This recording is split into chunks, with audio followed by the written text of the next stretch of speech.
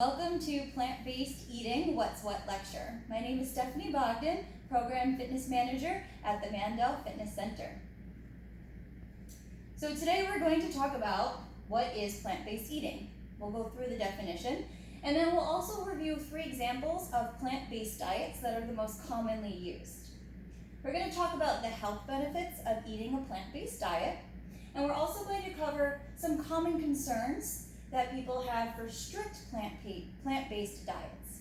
I also included a bonus section at the end of each diet that includes a healthy recipe because some people find it a little bit discouraging. They don't know how to transition into a plant-based diet, so I've included some recipes to help you get started. So what is plant-based eating? It might not be exactly what you think. A diet consisting of mostly or entirely plant-based foods. Well, what are plant-based foods? They're foods that are derived from plants. So think fruits, vegetables, anything that comes from nature. These foods do not include any animal sources or artificial ingredients. Well, what's an artificial ingredient? It can be something like red 40, yellow 5, yellow 6, something that doesn't naturally occur in nature, like high fructose corn syrup. Oh, my slide didn't come out. Well, while a plant-based diet avoids or has very limited animal products, it's not necessarily vegan. So you can see in the photo we've got avocado, greens, and then an egg, which is an animal product in this meal. Some common plant-based diets include the Mediterranean diet, vegetarianism or flexitarianism, and vegan. So let's review all 3 of those. So the first one we're going to cover is the Mediterranean diet. This is a way of eating based on the traditional countries that surround the Mediterranean Sea. Most predominantly Greece, Spain, and Italy. It's typically high in vegetables, fruits, whole grains, nuts, seeds, and olive oil. Health benefits have been shown for people that follow this diet. It includes a lower risk of inflammation, lower rates of inflammation, lower risk for impaired cognitive function, so their mental health is a little bit stronger, and it helps the heart, so it lowers the risk of getting cardiovascular or heart disease. So let's take a deeper dive into the diet. This is an example of how someone on the Mediterranean diet would eat. Most of their meals consist of fruits, vegetables, plant-based sources, grains, and olive oil. And then a moderate consumption of fish and shellfish. And then we have even less amount of dairy, eggs, and poultry. And then very tip at the top, sweets and meats. So not much red meat at all is included in this diet. Something very important to note about the Mediterranean diet is that it is not guided by rules or regulations. This is a lifestyle. It is a culture. So it includes being social, being active, eating and drinking with friends and family, and it even mentions a little glass of red wine here and there. So here's a sample recipe that follows the Mediterranean diet. Got a little smushed over here. That is plant-based, and its star ingredients are sweet potatoes, carrots, and ginger, but the onion, the garlic, and the spices add a nice layer of flavoring to it. So here's one thing you can try if you're going to move to a plant-based diet.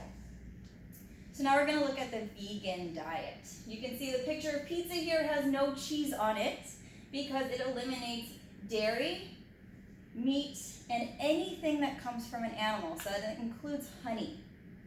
People typically choose this type of diet for ethical reasons, environmental reasons, or health reasons. And then here's an example of a vegan recipe. Again, we'll have to fix our slides here, but you can have so much filling ingredients in your meal, and it doesn't have to have anything that comes from an animal. And then lastly, we're going to cover the vegetarian diet. So vegetarianism is the practice of abstaining from the consumption of meat. So no chicken, no beef, no pork.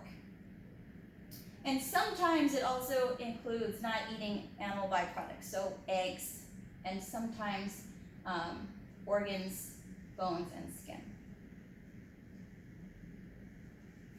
The flexitarian diet allows a little bit more wiggle room. So instead of just plants, fruits, and veggies, sometimes a flexitarian might occasionally eat meat or an animal product. So examples of vegetarian protein sources. This is important because everyone always says, where do you get your protein? So here's some great sources, vegetarian sources of protein. We have beans, which include lentils, chickpeas, kidney beans, black beans, pinto beans, you name it, beans have protein. Nuts and seeds, nuts and nut butters. Soy, which includes tempeh, tofu, and edamame. Grains such as spelt, amaranth, quinoa.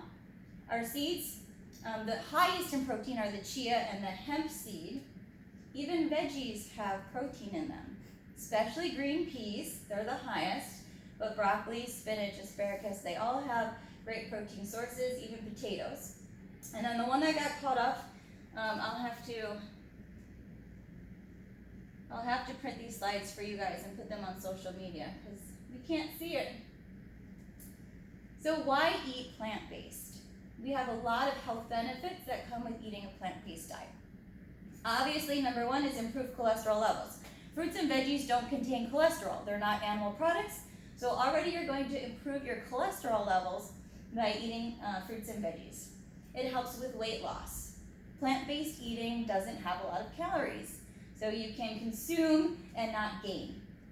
It also decreases the risk of heart disease, including high blood pressure and stroke, and it lowers the risk of developing type 2 diabetes.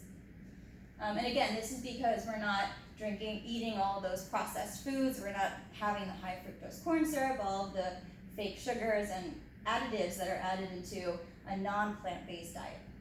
And of course, it reduces our environmental impact because we are eating from the earth instead of using factories and farms to produce everything else. Bottom line, we are trying to find high quality, nutrient-dense, plant-based foods. So you can't say I'm a vegetarian, I'm eating plant-based, and then just eat french fries the rest of your life. That's not the way it works. Herbs and spices help to boost flavor and lessen the need for, it should say salt down here. So some people avoid eating plant-based because it doesn't fulfill them in terms of flavoring. So you can always get super creative with your spices and your flavors to enhance the flavors of vegetables if you're just not keen on the flavors of vegetables. And then we have another recipe. This one calls for raw tuna, but if you don't want to or you're adverse to any raw types of fish, you can always substitute the tuna for cooked salmon. And then lastly, there are some concerns out there about solely plant-based diets. One of them is iron. How are you going to get your iron? Usually we consider getting iron from red meats. So if you don't eat red meat, how are you going to get it? Well, you can get it from plants. Plants have iron, and the bioavailability of the iron in plants is a little bit less than in meat, but if you combine it with vitamin C, then your body will be able to absorb it a little bit better.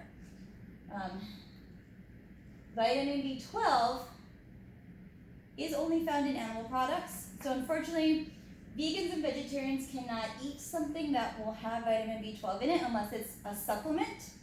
But vitamin B12 is so readily available these days, you can even get it injected into your arm.